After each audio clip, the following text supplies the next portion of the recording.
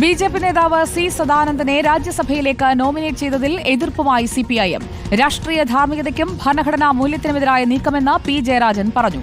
ഉന്നത വ്യക്തികൾ വഹിച്ച സ്ഥാനത്തേക്ക് ഒരു ക്രിമിനൽ എത്തുന്നതിൽ ലജ്ജയുണ്ടെന്ന് ബി.ജെ.പി ആക്രമണത്തിന് ഇരയായ മട്ടന്നൂരിലെ ജനാർദ്ദനൻ റിപ്പോർട്ടറിനോട് പറഞ്ഞു.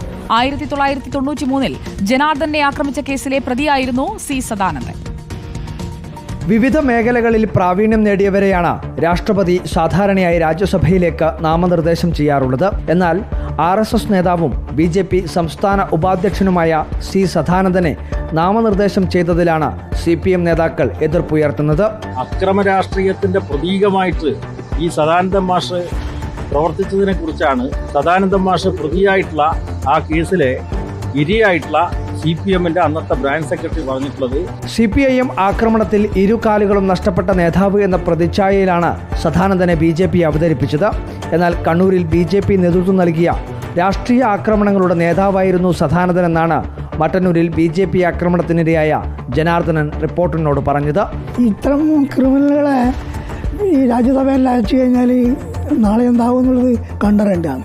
നമ്മളെ ഇന്ത്യ രാജ്യം എങ്ങോട്ടാണ് പോകുന്നത് നമുക്കെന്നെ തിരിയുന്നില്ല. ലജ്ജിക്കുന്നില്ല, ലജ്ജ തോന്നണം. 1993 അന്നത്തെ CPIM ബ്രാഞ്ച് സെക്രട്ടറി കൂടിയായിരുന്ന ജനാർദ്ദനൻ ആക്രമിക്കപ്പെടുന്നത്. ഈ കേസിലെ പ്രതിയായിരുന്നു BJP നേതാവ് സദാനന്ദൻ. ഈ കാര്യം ചൂണ്ടിക്കാട്ടിയാണ് CPIM സദാനന്ദനെതിരെ എതിർപ്പുന്നയിക്കുന്നത്. റിപ്പോർട്ടർ, കണ്ണൂർ.